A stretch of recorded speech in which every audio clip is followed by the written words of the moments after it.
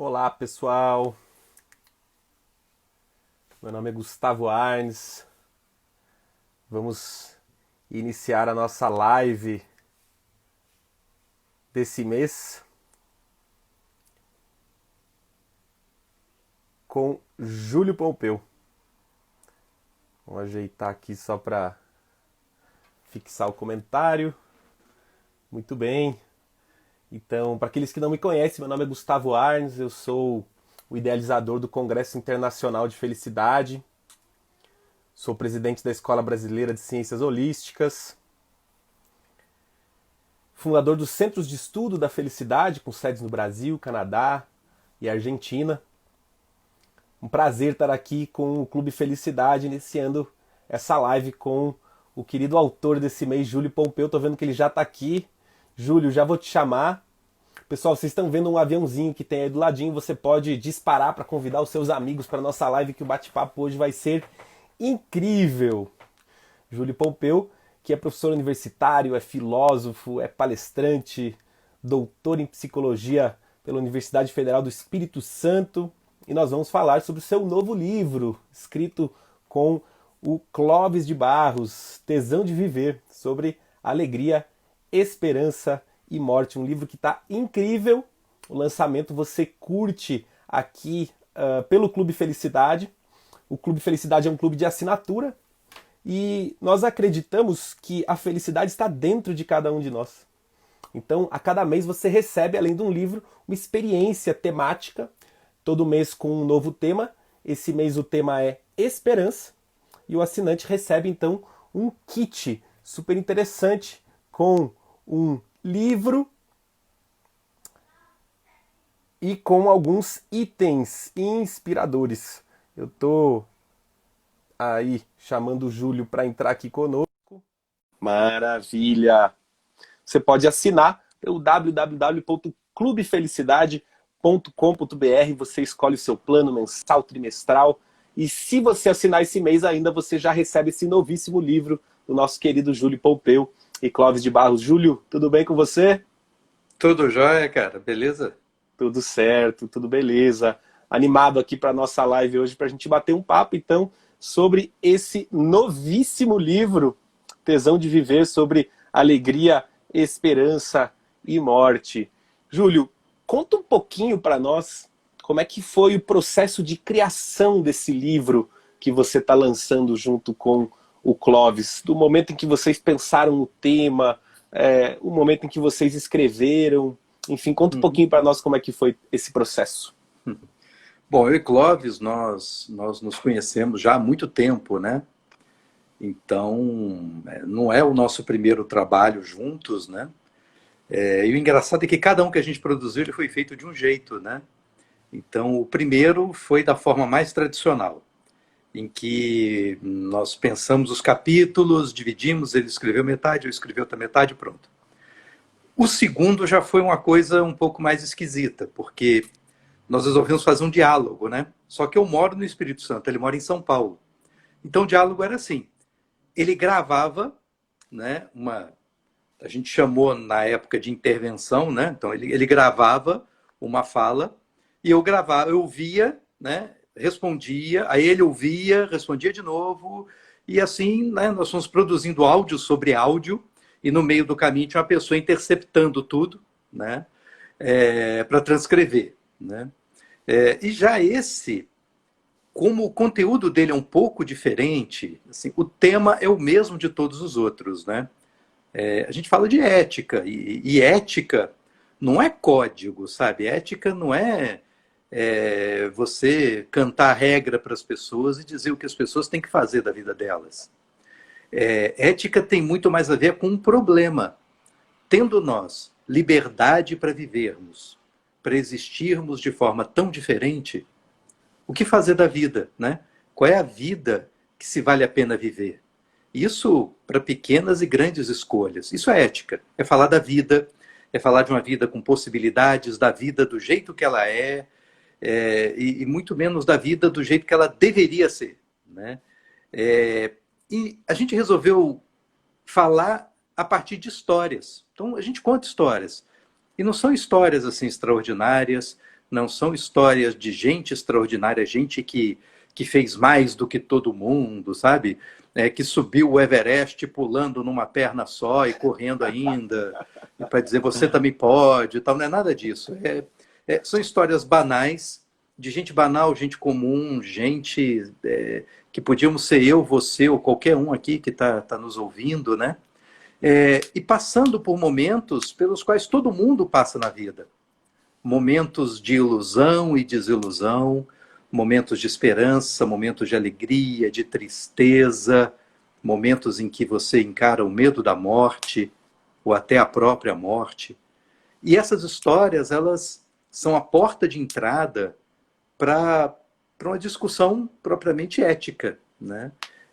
A ideia é que as pessoas lendo essas histórias acabem se identificando um pouco, se encontrando ali na história de cada um desses personagens, e quando se vê, ele já foi pego pelo pé, né? Num discurso que, se você colocasse da forma mais tradicional, né, citando 200 filósofos, as pessoas achariam chato, as pessoas às vezes têm uma dificuldade muito grande de perceber que aquela ideia que tem como porta-voz uma pessoa que já morreu há muito tempo, que aquilo tem a ver com a vida dela. É uma pessoa que já morreu, mas que viveu, né? E que se alegrou, se entristeceu, que sofreu, que nem qualquer um, né? E por isso a filosofia não é coisa do passado. A filosofia é coisa do presente, né? A filosofia é a vida, e vida, enquanto houver movimentos cardiorrespiratórios involuntários, pensamentos e sensações, há vida, né? Perfeito. Puxa, eu sinto que você traduziu excelentemente bem, Júlio, a essência do livro, que são esses conhecimentos filosóficos colocados dentro de histórias de pessoas comuns, como você trouxe. Mas elas não são simples histórias. Os conhecimentos filosóficos estão embutidos lá dentro, e isso, de alguma forma, nos aproxima da filosofia.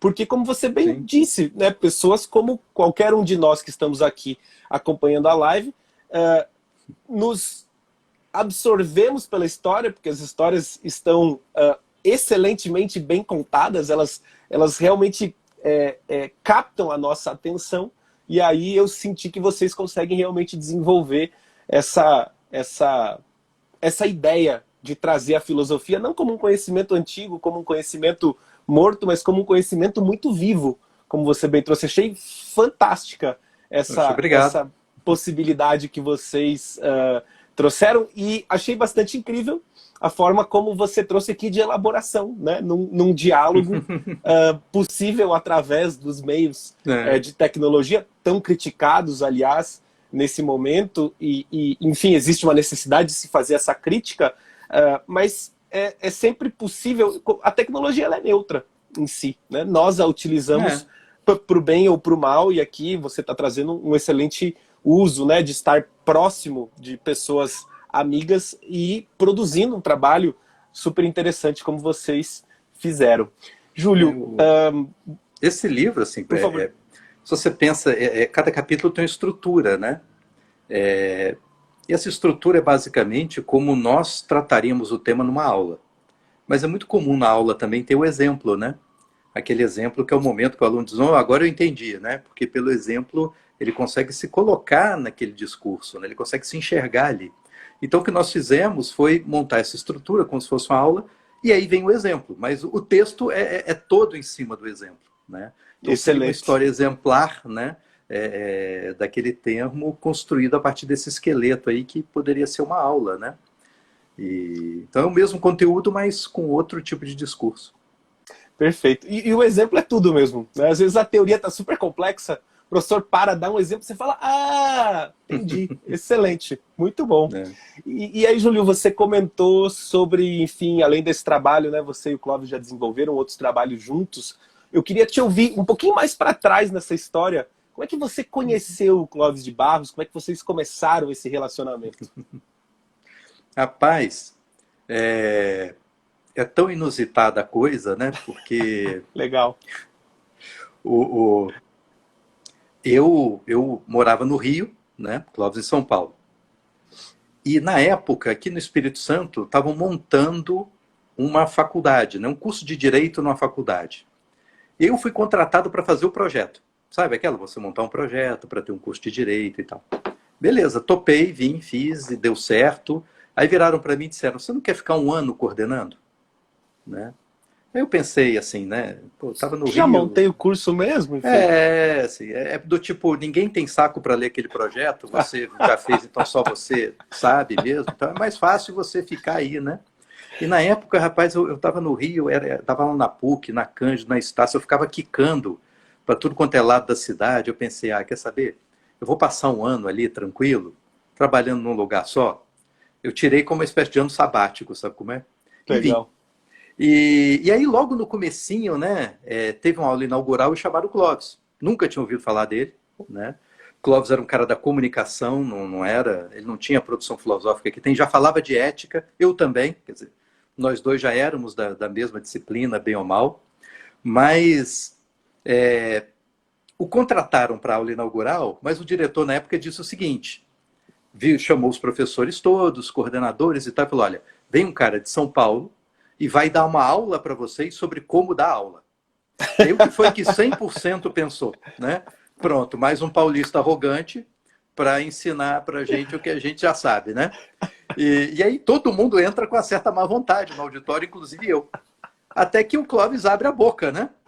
E quando ele começa a falar, eu tomo aquele susto e falei, meu Deus, o cara é bom, né? Exato. Tá aqui, vale a pena, né? E aí veio a aula inaugural mesmo, e foi melhor ainda, foi excepcional. Depois tem aquele jantar, né, que é comum ter com convidado e tal. E ali a gente começou a bater papo, né? E ali nasceu uma amizade que já tem aí 20 anos, né? Uau! E tem tempo isso, né? Já tem 2 décadas, né? E muita história aí de bons e maus momentos pessoais, o amigo estava ali do lado, né? E até assim, e produzir junto demorou até, né? Assim, a gente começar mesmo a escrever alguma coisa juntos e tal, porque é uma relação de amizade, né? Sim. E muito, muito bacana e improvável, né? Como é que duas pessoas tão distantes se encontram num lugar que não era o original de nenhum deles, né? Numa circunstância que tinha tudo para dar errado. Depois ele me contou, né, que foi vendido para a gente a ideia de que o palestrante paulista insistia muito em falar com os professores. Quando, na verdade, ele... Né, chegaram para ele e disseram, para fazer valer o teu preço, você vai ter que dar 2 palestras ao invés de uma. Aí inventaram Sim. esse negócio para ele. Excelente. Mas, enfim, muito bom. Realmente o Clóvis no palco tem essa potência, né? Eu tive a possibilidade de auxiliar a elaboração de um evento com ele aqui em Curitiba, que aconteceu no Clube Curitibano, um evento para mais de 700 pessoas, e tive a possibilidade de estar um pouco com ele, além de assisti-lo. Foi a primeira vez que eu assisti ele ao vivo, já tinha lido, enfim, alguns dos seus livros, já tinha visto ele no YouTube, mas essa questão de vê-lo presencialmente foi muito impactante, realmente. E algo aqui, nós, nesse momento, estamos restritos, né? Estamos restritos da possibilidade desse contato presencial. Imagino que durante o tempo de escrita vocês não tivessem a menor ideia de que justamente no lançamento do livro isso pudesse estar acontecendo, mas é um livro que dialoga muito com o momento atual que nós estamos vivendo, né? Que fala sobre tesão de viver, fala sobre esperança, fala sobre renovação em tempos difíceis, e que faz tudo isso a partir, como você trouxe, de histórias bastante simples, que ficam ainda mais possíveis de se relacionar nesse momento de pandemia. Então eu achei interessantíssimo como esse timing aconteceu de uma forma super interessante, e como é um livro que traz excelentes reflexões para esse momento de pandemia que nós estamos vivendo. Júlio, você consegue relacionar um pouquinho dessas histórias com esse momento atual? Elas acabaram casando porque, assim, fala da vida, né? E as pessoas se espantam porque quando começa a pandemia, muita coisa mudou. A nossa rotina se transformou drasticamente. Na verdade, pela transformação da rotina, pela necessidade de surgimento de uma nova rotina, muitos de nós começamos a nos referirmos ao tempo de quarentena como uma exceção, né? Como um momento em que a vida foi suspensa, há um antes da pandemia, haverá um depois, mas um durante não tem. Um durante é um nada, né? É uma vida que parou, é uma vida que não está acontecendo, e não é bem assim, quer dizer, a vida continua, existe vida sem pandemia, existe vida com pandemia, existe vida antes, depois, e existe uma vida durante. E durante a vida não deixa de ser vida, né? A única diferença é que agora certos afetos são mais demandados, porque como as rotinas se transformaram, como uma série de certezas que nós alimentávamos sobre a nossa vida foram postas em xeque, certezas por certezas por conta de toda uma série de transformações que nós vimos e de especulações sobre o que será do mundo depois, certezas até de transformação de coisas que nós queríamos que se transformassem mesmo, enfim. Como muita incerteza passou a dominar a nossa pauta, o nosso dia a dia, as pessoas ficaram entre a ansiedade. Ansiedade é uma incerteza. Digamos assim, das incertezas, talvez a mais cruel, porque a incerteza sobre um acontecimento que possa me entristecer, né, ou causar dor, a gente chama de medo. A incerteza sobre um momento que, se acontecer, um fato que, se confirmando, vai me causar alegria ou excitação, a gente chama de esperança. Agora, a ansiedade é quando você tem uma incerteza, inclusive sobre o que virá, é algo que vai te alegrar ou te entristecer, se vai causar dor ou excitação. Então, é uma flutuação do espírito, sem nem mesmo uma base tão sólida quanto o medo e a esperança. E olha que os dois já são incertezas, né? Muita gente caiu na ansiedade, né? Nesse vazio, buscando. É como uma queda, né? Eu gosto quando os gregos descreviam o caos como aquela queda num vazio, em que na agonia você tenta agarrar alguma coisa, mas não tem aonde se segurar, né? Então a ansiedade é isso, essa tentativa de encontrar um solo para pisar, um lugar para agarrar, enfim, uma certeza qualquer na qual você possa dar prumo para a tua vida, né? Se alinhar um pouco. Há outras pessoas que conseguem isso com esperança, né? Esperança é também algo que ocorre num cenário de incerteza. É quando você não tem dados para confirmar, né? Para ter, no fundo, aquela certeza material, cheia de evidências daquilo que vai acontecer contigo. Mas você faz uma escolha, né? Você faz uma escolha em confiar que determinada coisa vai acontecer, de acreditar que determinada coisa vai acontecer, independente da possibilidade de se confirmar, né? É a base da fé também, né? Fé é uma certeza sobre coisas que você não tem como confirmar, né? Mas você tem certeza ainda assim.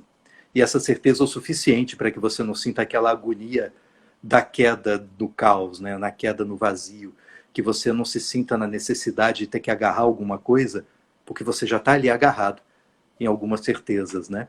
Então, esse momento, como o mundo material à nossa volta se transformou, tirando o chão dos nossos pés, aí é o momento, né?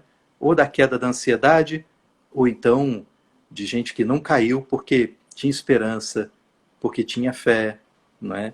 Porque tinha algum tipo de certeza que lhe supria a necessidade de que o mundo fora dele lhe desse certezas. Certezas que estão aqui dentro de cada um de nós, certezas íntimas, né? E talvez por isso as pessoas tenham dito, sobretudo aquelas que caíram na ansiedade, né? Que a vida não estava acontecendo, né? Não acontecia porque ele não tinha um solo firme para poder pisar. Como o livro fala desses momentos de incerteza, desses momentos em que a esperança se faz necessária, momentos de morte, tanta gente passou por né, ou mortes próximas, né, muito próximas, ou medo de, né? Pra você ter uma ideia, tem um amigo, foi contemporâneo meu de escola, né, de ensino médio, faz tanto tempo que na época era segundo grau, né? E ele pegou Covid, pra você ter uma ideia, ele mandou uma mensagem para se despedir, né, do tipo, olha, dessa noite eu não passo. Eu estou muito mal, eu tenho certeza de que eu vou morrer, né? E imagina, você conversar Chegar a Uma se despedir, pessoa, né? não é, se despedindo, pensando, bom, pode ser a última vez que eu estou conversando com esse cara, que é um amigo, que é uma pessoa que está na minha história, que foi e continua sendo muito importante, né? E ele do outro lado também, né? Quer dizer, tem que fazer a lista aqui de todo mundo com quem eu quero conversar, porque vai ser a última, né? Deixa eu ver se alguém está me devendo algum dinheiro aí para aproveitar, né? Que compõe herança aqui, a gente vai precisar desse negócio, né? Muita gente passou por esses momentos muito ruins, né? Mas a vida tem disso, a vida tem momentos ruins também, né? É que a gente costuma enaltecer a vida de tal maneira que a gente fala só de como ela deveria ser, né? E a gente vende a ideia, inclusive da felicidade, né? Que a felicidade não está na vida como ela é, que a felicidade está numa vida como ela deveria ser. O problema é que esse mundo que deve ser, dificilmente ele acontece. Ele pode ser um norte interessante, sabe? Um ideal para que as pessoas busquem, mas daí ele se concretizar na vida que se tem para viver, no tempo que se tem para viver, que é um instante, é o agora, é já, não acontece. Muitas vezes isso ainda gera um efeito contrário, que é o de frustração, né? Como a minha vida não é isso que eu quero, então ela é uma porcaria, né? E às vezes a vida está até muito boa, mas Sim. se o ideal for um sarrafo lá em cima, meu amigo, daquele que não tem como saltar mesmo, vida nenhuma do jeito que ela é vai ser boa. Então só o que se vai encontrar vai ser mesmo frustração, não tem jeito, né? Aliás, a primeira história é mais ou menos isso, né? A primeira história do livro fala de uma cabeleireira, né, do interior de São Paulo, de Serra Negra, e que Sim. adorava Veneza, né? Ela amava Veneza. Ela Sim. idealizou Veneza. E aquela pessoa que chegava a ser chata, porque se alguém comenta alguma coisa de uma cidade, ela, mas não é Veneza, né? Amélia. Até que, né, Amélia, até enfim, ela consegue ir para Veneza, né? E quando chega lá, e aí? E aí que Veneza fede, né? Porque não era Muita aquilo que ela pomba. esperava. Não adianta, porque uma Idealizou cidade que, demais. quando você imagina, a sua imaginação é muito legal contigo, sabe? A sua imaginação, ela ameniza muito as coisas. Existe uma Veneza que cada um de nós imagina, né? E a Veneza do jeito que ela é, né? E o engraçado é que isso acontece mesmo com lugares que a gente já foi, né? Eu, eu, Exatamente. eu passei minha infância em Brasília, né? Então, morava em quadras, como todo mundo lá, né? Que tudo é número e código, né? Sim. Para quem não é, acha tudo esquisito, né? Então, eu morava na SQS 115, né? Eu lembro que o piso do prédio, para eu ir da calçada para o piso do prédio, eu tinha que dar um salto, né? Quando eu era muito pequeno, eu nem conseguia saltar, então eu botava a mão, encostava a cintura ali, deitava e aí jogava a perna e conseguia subir. E aí eu fui crescendo e teve um dia que eu conseguia, né, numa corrida, dar um salto, né, e subir no prédio, né, e botar o pé no piso do prédio. Então, para mim, aquilo ali era um baita obstáculo que um dia eu superei, né? E aí saí de Brasília, eu mudei dessa quadra, né? Fui morar em outro canto e tal, e fiquei, né, muito tempo sem ir a Brasília. Um dia eu fui, né, fui lá resolver um problema, dei um rolo com voo, acabei tendo que ficar 2 dias a mais em Brasília, não tinha o que fazer. Eu falei, quer saber? Vou visitar os lugares em que morei, né? E quando eu Legal. chego de novo nesse prédio, eu me toquei de que a altura que eu tinha tanta dificuldade para saltar, hoje bate na minha canela. Né? Então, aquela quadra que parecia ter dimensões muito maiores, ela ficou toda pequena. Aquela árvore do lado da banca de jornal, que era uma dificuldade para eu subir, que para mim era uma árvore gigantesca, era uma sequoia, sabe? Assim, não é, sabe? Um É uma árvore arbustinho. pequenininha, assim, de nada, sabe? Como na minha imaginação, a minha mente construiu um cenário completamente diferente. Quando a gente encontra a realidade, toma esse susto, né? Às vezes o que as pessoas fazem é tomar esse mundo desejado, né, como o único que existe e o único no qual se valeria a pena viver. E quando não encontra ele ali em concreto, carne, osso, cheiros e sabores, aí vem tristeza, vem decepção, né? O livro Excelente. ele tem esse nome porque a ideia é que as pessoas aprendam a amar a vida do jeito que ela é, né? E um bom começo para isso é você entender a vida do jeito que ela é, né? Entender para não que você tem que se conformar com tudo que aconteça na vida e fazer de conta que não está bem, mas ao contrário, para viver a vida do jeito que ela está aí para ser vivida. Há momentos tristes. E a melhor coisa a se fazer no momento da tristeza é chorar mesmo, né? O problema é quando a gente tenta se alienar da tristeza no momento da tristeza e passa o resto da vida carregando um choro não chorado no momento da tristeza. E aí no momento seguinte, quando o que a vida tem para nos dar é uma alegria, você não está pronto para alegria também, porque você continua ali com aquele choro não chorado, né? Um choro deslocado no tempo, um choro fora de lugar, um choro que não vai embora, né? Então é preciso compreender a vida para viver do jeito que ela é, né? Com o que ela te dá. Sem dúvida. Um pouco do conceito do amor fati, do Nietzsche, né? Não é simplesmente aceitar as condições, mas de alguma forma aprender a amá-las. E, puxa, você trouxe tanta coisa interessante aqui, Júlio. Eu adorei esse conceito de ansiedade que você trouxe e da forma como a gente lida com esse momento e as pessoas que encontraram um pouco de esperança para navegar melhor por esse cenário de incertezas e aquelas que estão simplesmente caindo, né? Buscando então encontrar algum apoio inexistente e, portanto, completamente ansiosas. E aí você falando isso, eu lembrei que eu ouvi o próprio Clóvis numa entrevista, se não me engano na rádio mesmo, ou num desses podcasts, em que ele falava justamente sobre isso, dizendo que aquela ideia de 14 dias de que iríamos ficar em casa quando começamos a quarentena lá em metade de março, parece que ficou tão arraigada nas pessoas que elas estão num modo de espera.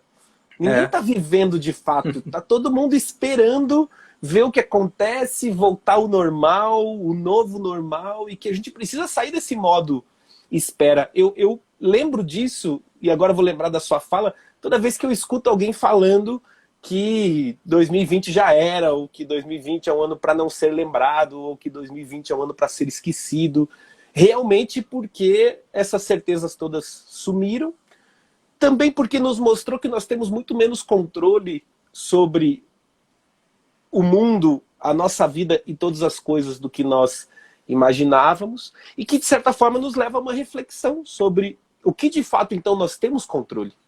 E como é que eu posso, como vocês bem extraem no livro, realmente obter o melhor que a vida tem a nos oferecer a partir do que ela é, não de como ela deveria ser ou de como ela poderia ter sido, como você bem trouxe, para a gente se livrar dessas ilusões e fantasias das expectativas, que de fato são a mãe de todas as frustrações. A ciência da psicologia positiva tem estudado bastante por que é que cognitivamente nós somos tão ruins em prever aquilo que vai nos fazer felizes e também em prever ou imaginar aquilo que vai nos deixar tristes. Então, o que nós imaginamos que seja uma grande tragédia, no fundo nos deixa muito menos tristes do que nós imaginávamos, e aquilo que nós imaginávamos como um grande acontecimento, no fundo acaba sendo uma coisa muito mais banal. A história da Amélia, especificamente, eu tinha até separado aqui justamente para fazer uma pergunta, porque isso é tão comum nas pessoas, as pessoas nunca tiveram um determinado lugar e amam aquele lugar, né? De fato, anseiam, sonham por essa viagem, e aí trazem as mais diversas explicações possíveis, inclusive, para isso. Eu achei interessantíssimo e acho que mostra de forma, com um exemplo bem claro, como essas pequenas histórias do livro realmente relacionam completamente com a nossa vida. Gente, eu tô aqui batendo um papo com o grande Júlio Pompeu, que está lançando um novo livro junto com o Clóvis de Barros, Tesão de Viver. A gente está batendo um papo incrível aqui. Aproveita esse aviãozinho que tem aí do lado, convida os seus amigos. Aqui no Clube Felicidade, um clube de assinatura que entrega felicidade na sua casa.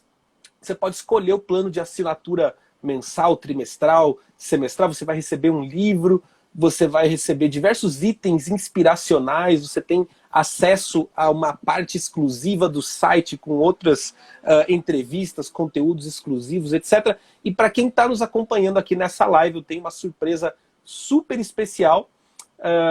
Você pode fazer a assinatura do próximo mês, receber na sua casa esse novíssimo livro do Júlio e do Clóvis, e quando você for fazer a sua compra lá em www.clubefelicidade.com.br, você digita primeiro frete, e o primeiro frete vai ser grátis para você receber essa caixa incrível na sua casa, comenta com seus amigos. A promoção começa a rolar logo depois da live e é por tempo determinado. Então aproveita, não perde essa oportunidade.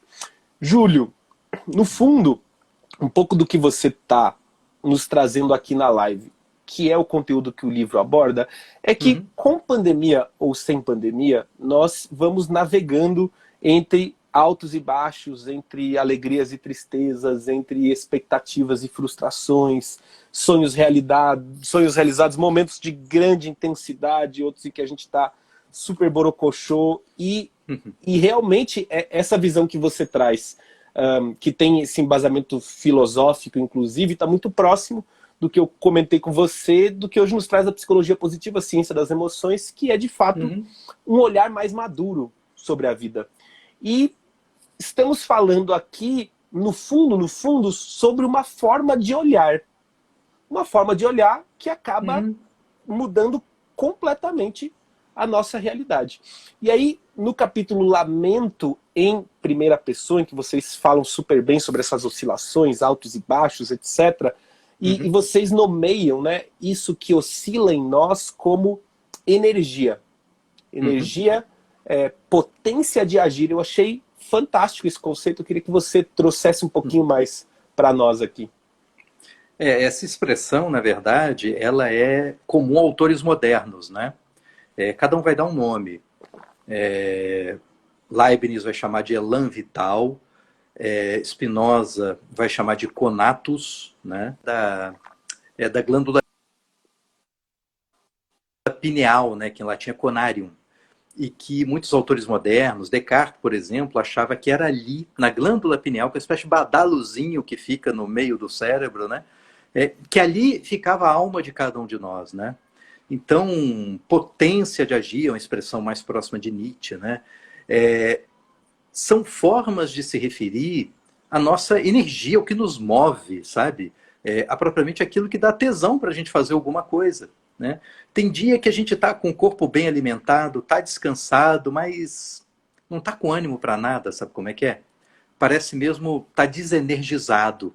Energia que não é matéria, energia que é coisa que parece não ser do corpo, porque o corpo está tão de boa, né? É energia que vem de algo para além do corpo. Essa energia que vem de algo para além do corpo, vários autores modernos vão dar nomes diferentes, mas o fato é que todos eles vão se referir a isso de alguma forma, né? Freud se falava de uma espécie de para além do princípio de prazer, né? Que é uma pulsão, há uma energia que vem sei lá de onde, né?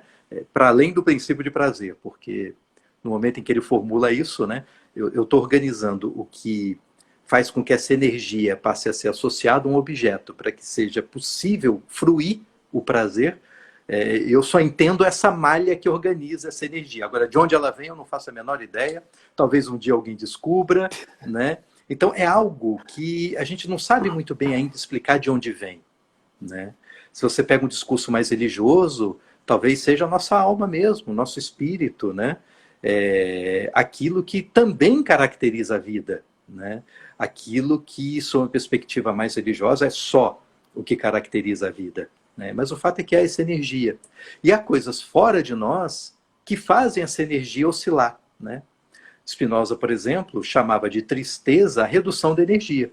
O nome que eu dou à queda de energia é tristeza. Para Spinoza, explicar alguma coisa, explicar pela causa. Só descrever o estado de tristeza não é explicar. Explicar a tristeza é dizer o que causa a tristeza. Então, qual é a causa da tristeza? É a queda da energia. Quando a energia cai, a gente sente uma coisa ruim, e essa coisa ruim a gente dá um nome de tristeza. E o contrário dela, quando essa energia aumenta, quando ela cresce, quando tem um incremento energético vital, aí a gente dá um nome de alegria, né? Então, você se sente mais potente, mais capaz de tanta coisa. E se há tanto fora de nós que nos afeta, há também muita coisa dentro de nós que nos afeta. Porque tudo que acontece à nossa volta vai parar aqui dentro, na forma de uma ideia, de uma impressão, de um sentimento. E há pessoas que às vezes testemunham a mesma cena, vivem as mesmas circunstâncias, a mesma dificuldade, mas dentro de cada uma delas, essas imagens, essas circunstâncias, essas afetações do corpo, elas se tornam um pensamento, uma imagem completamente diferente. E essa imagem vai ser muito mais significativa do que o fato mesmo que está ali fora, né? A gente se aliena um pouco desse jogo fora-dentro, né? Coisas que estão fora de nós que nos afetam e coisas que estão dentro de nós e nos afetam.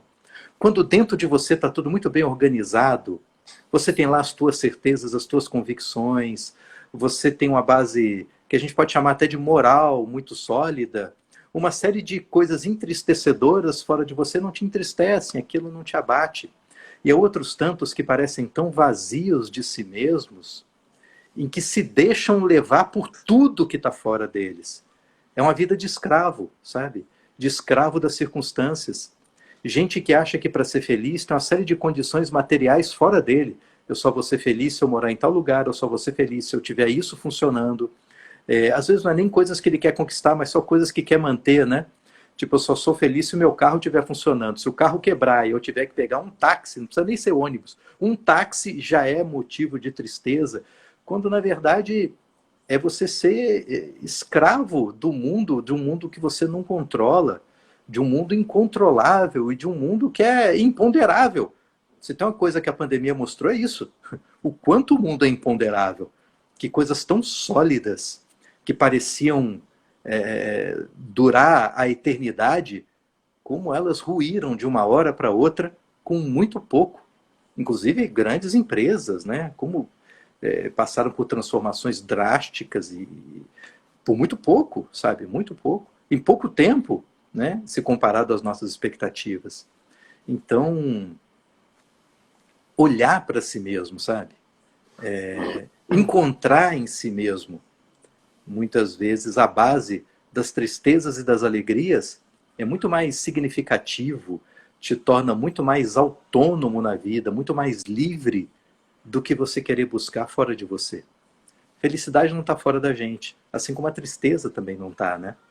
A gente faz um jogo triste da projeção, né? Porque, tipo, o sujeito que está no museu, olha o quadro, e diz, nossa, que quadro triste. Eu lamento informar, mas o quadro é tinta e tela. O triste dessa história é você, né? Que culpa o quadro pela tristeza que sente.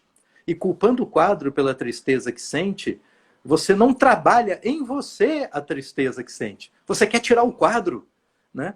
Quando na verdade a tristeza nunca teve no quadro.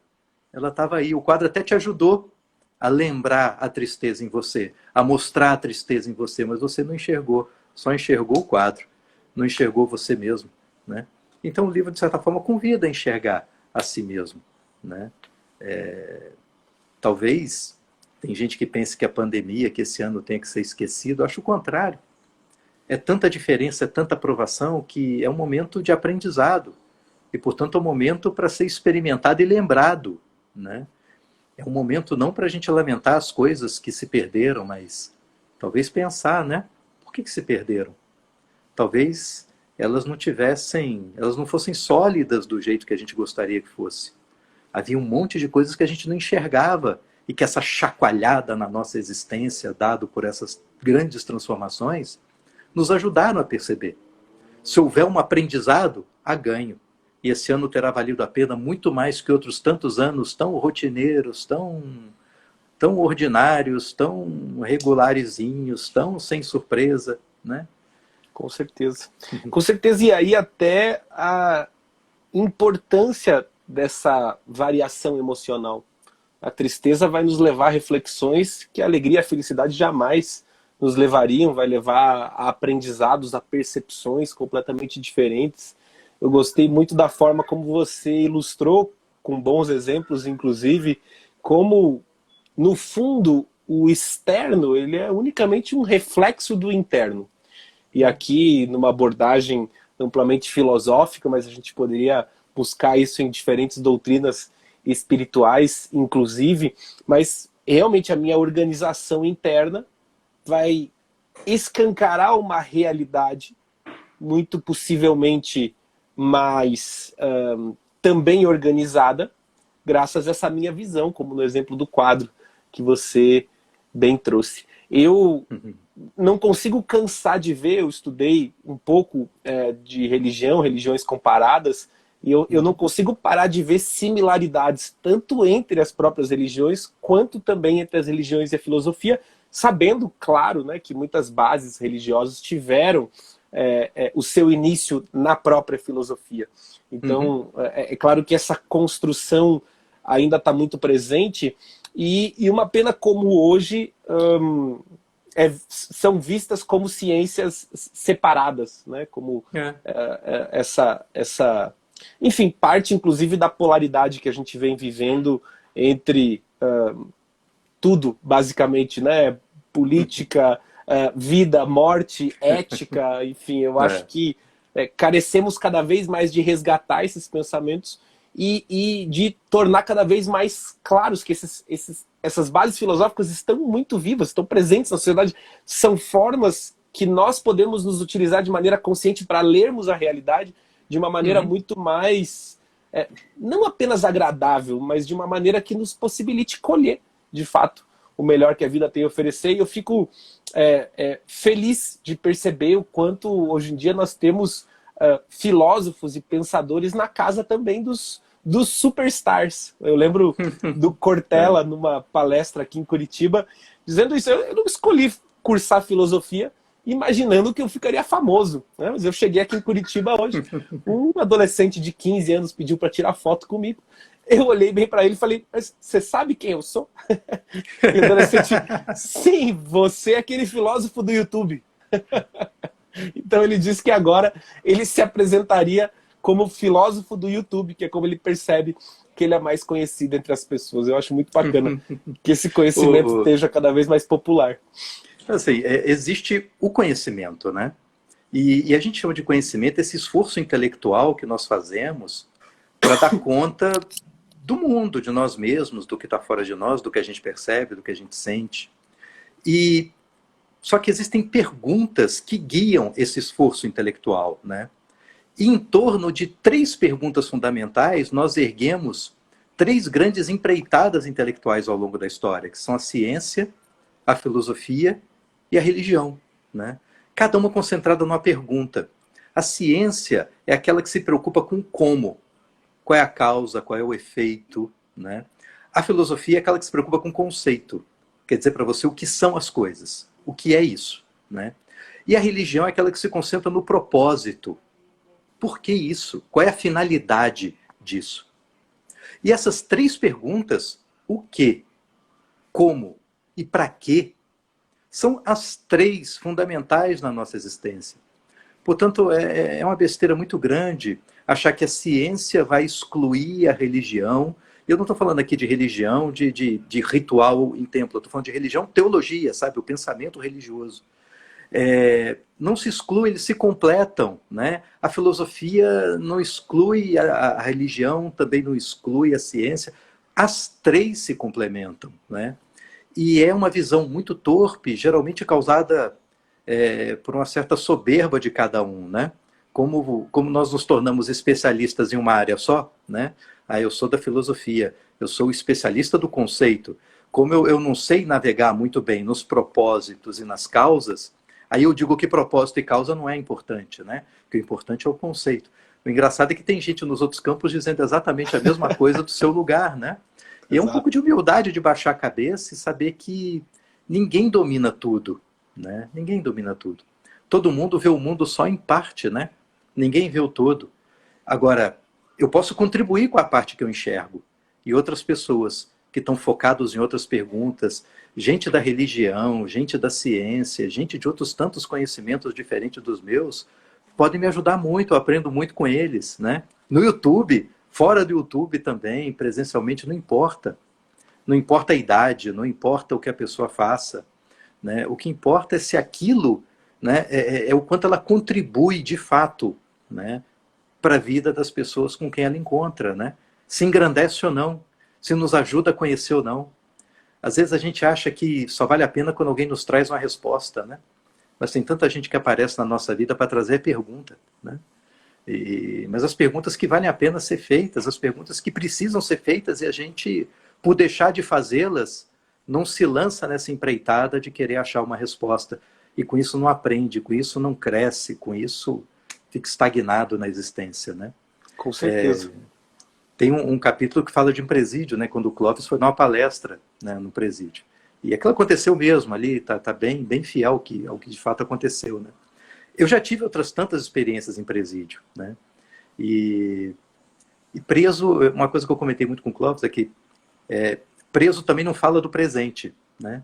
Preso fala de um passado, é o que, né, tinha antes e o que vai ter depois, mas durante não. Durante é uma etapa.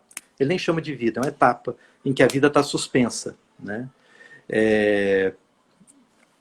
Ele está preso, como muitos de nós nos sentimos na pandemia, com a diferença de que o que ele tem é só rotina, né? E a gente aqui disse que estava preso porque perdeu a rotina. Assim, fora esse antagonismo, a sensação é exatamente a mesma, né? E como eu aprendi com os presos, né? Conversando com presos, gente que estava nessa situação tão difícil, tão triste. Eu aprendi muita coisa ouvindo, sabe? Eu aprendi muita coisa com as perguntas que eles me fizeram, né? Eu reparei, por exemplo, quantos deles falavam da própria vida, sendo que ele não era protagonista, sabe? A sociedade nunca me deu chance, eu não conheci meu pai, eu tô aqui porque um amigo era cagueta e me dedurou. Sabe assim, ele conta a história da vida, mas ele mesmo nunca fez nada, sempre fizeram alguma coisa com ele. E tem outros que dizem não, o outro é sujeito da própria vida. Eu fiz, eu errei, ou eu acertei, ou eu não me arrependo. Pouco importa, mas tem um eu ali, entendeu? E eu comecei a reparar que fora do presídio tem muita gente assim também. Tem gente que não tem um eu digno de ser o personagem da própria história dele, porque ele se deixa afetar por tudo de fora. Ele acha que a felicidade, portanto, é algo que alguém tem que dar para ele. E que ele não tem esforço nenhum, não lhe cabe o papel, porque ele não é protagonista de nada, ele não cria a própria vida, ele não controla a própria vida. Então, a troco de que ele poderia contribuir para a própria felicidade. Tem que esperar que os outros deem. E quando os outros não dão, vem o ressentimento. Essa gente que não me valoriza, não é? Tanta gente, eu aprendi isso conversando com o preso, sabe? Por aquilo que eles me diziam. E me ajudou a entender muito gente que não está presa, gente que nunca cometeu crime nenhum, sabe? Mas se não está preso num presídio, está preso num modo de pensar a vida em que se coloca na mesma condição de um preso, tão prisioneiro quanto. Um é prisioneiro do concreto, de Estado, das leis. O outro é prisioneiro da própria mente. Da própria mente. Excelente. Você sabe que eu tive a oportunidade de estar com o Roberto Crema, presidente da Unipaz, e ele faz uma analogia também fantástica com uma história em que ele faz uma visita ao presídio quando jovem, e ele, ao conversar com os presos, ele se dá conta que a única diferença entre os presos e a sociedade aqui fora, ele incluído, é que aqueles presos, eles sabem que estão presos. E essa é a única diferença entre os presos e nós aqui fora. Porque realmente nós construímos uma prisão mental, nós construímos uma prisão emocional, nós construímos uma prisão dentro das expectativas que nós criamos sobre a realidade, sobre as nossas vidas. Gente, isso aqui é só um gostinho do que está nesse livro. Como eu venho dizendo, um livro fantástico, um livro de leitura gostosa, tranquila, com conhecimentos profundos. Então, se você está gostando da live, manda esse aviãozinho para os seus amigos que precisam ouvir esse conhecimento que o Júlio aqui está trazendo. Não deixe de adquirir o seu livro. Aproveite e assinar o Clube da Felicidade. Você recebe o livro na sua casa, junto com outros diversos itens inspiracionais lá em www.clubefelicidade.com.br. Logo após essa live, se você correr no site, você consegue fazer a sua inscrição com o cupom primeiro frete. E aí você tem o frete grátis nessa primeira entrega. Júlio, eu nem vi o tempo passar. Já está encerrando aqui a nossa hora de live. Olha, eu saio daqui maior do que entrei. Te agradeço por compartilhar tantos conhecimentos, realmente tão envolventes quanto as histórias do livro. E aí eu queria pedir para você, então, deixar um recado final para o público que está aí nos ouvindo, que vai nos ouvir na sequência, o público do seu livro. Enfim, o livro que aí está em lançamento, mas que com certeza vai ser mais um sucesso.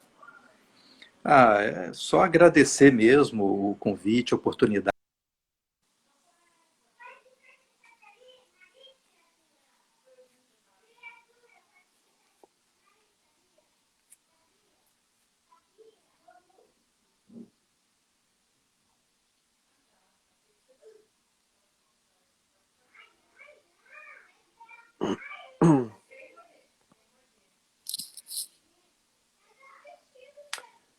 Gente, para mim aqui travou a imagem do Júlio.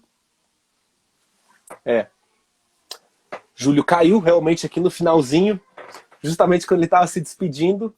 Enfim, eu deixo aqui para vocês o meu grande abraço depois desse papo realmente incrível com o Júlio Pompeu. Espero que vocês tenham curtido tanto quanto eu pude aproveitar aqui essa possibilidade de estar com ele e de interagirmos juntos. Vocês percebem como o Júlio traz de forma fácil, né? Tanto conhecimento pela via filosófica, mas relacionando com espiritualidade, falando de energia, enfim, tanta coisa interessante. Não deixe de acompanhar o Clube Felicidade com as lives mensais. Bruna Lombardi normalmente conduz lives também incríveis aqui no clube. Então, deixo para vocês aí o meu grande abraço e até logo, gente. Até mais.